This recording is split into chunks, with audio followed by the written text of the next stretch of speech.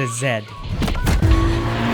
It's a designation assigned to a series of GT cars at Nissan that fit a very specific criteria. A car with 2 doors, an engine at the front, power goes to the back through a manual gearbox. These are the hallmarks of a great GT sports car. And now, there's a new one. This is the all-new Nissan Z.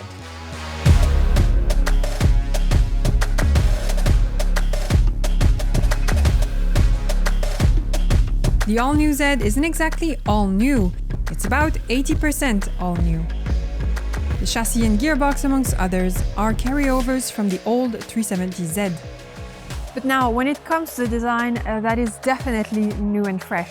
It's a blend of the future and the past, so it has this sleek retro design with a lot of design details that pay tribute to the iconic Zs of the past. Starting with the side profile, that is very reminiscent of the 240Z. Then there's the long pointy nose, the Y-shaped bulge on the bonnet, and the Z badge on the C-pillar. All things that remind us of the car that started it all. Moving on to the rear, the blacked out bar and the horizontal taillights have been inspired by the 1989 300ZX. There's also a text at the bottom of the rear glass that says since 1969.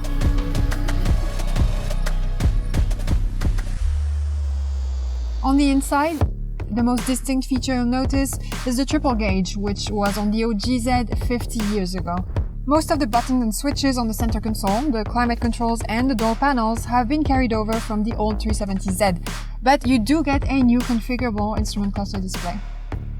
The infotainment has physical buttons and a touch display so you can get around quicker. The imagery is nice and crisp and it's pretty responsive, and you have Apple CarPlay and Android Auto built in. Overall, the interior is quite airy thanks to the massive rear glass. You also get a decent amount of cargo space in the trunk and behind the seats. Now, Nissan would like us to remember that the Z sits underneath its big brother, the Nissan GT-R, as more of a GT car, a usable daily driver as opposed to a high-performance lap record breaker. And they've taken steps to ensure that. The suspension is more supple, the tyres have foam in them, there's even isolation material in the dashboard and the floor to reduce what's called NVH, stands for noise, vibration and harshness. Now Nissan promises that this does not compromise the fun and sporty aspect of the Z, but rather a simple measure to make it more palatable for the everyday driver.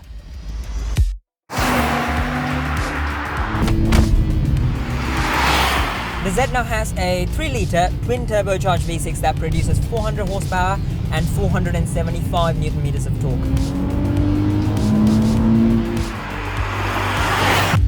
And they've made some clever modifications to the turbo system to make the air circulation more efficient.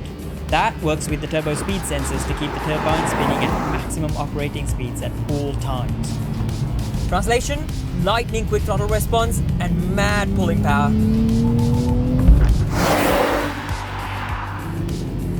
The 6-speed manual gearbox is a carryover from the 370Z, but they've made some modifications to first and second gears just to be able to handle the torque from the new engine.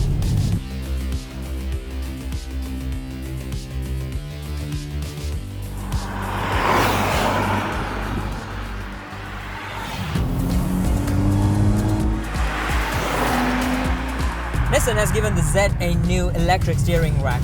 It's good, it's sharp, it's precise, but it's just, I don't know, I just don't feel as connected to the road as I would with a hydraulic steering. The clutch is the big one for me. It's so heavily sprung. Way more than what I would expect out of a GT car.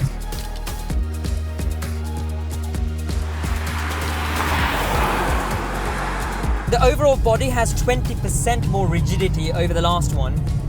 And you can feel that stiffness going into corners, but on the other hand, the suspension is so supple, there's quite a bit of body roll when you try to take a bit of extra speed into corners.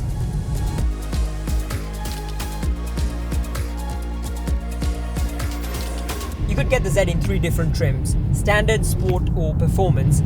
And of course you'd want the performance version because that's the one that comes with the limited slip diff, the nicer brakes, the heated seats and a few other goodies.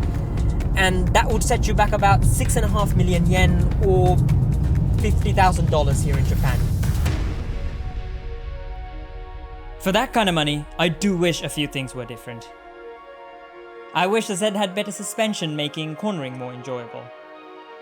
The interior could have felt a bit more polished, or at the very least, it could have sounded a bit nicer. Having said that, I must admit Nissan has done something truly remarkable. Introducing a sports car to a market that isn't open to one, when they could have saved themselves a lot of trouble by collaborating with another manufacturer, or just pulling the plug on the Z altogether.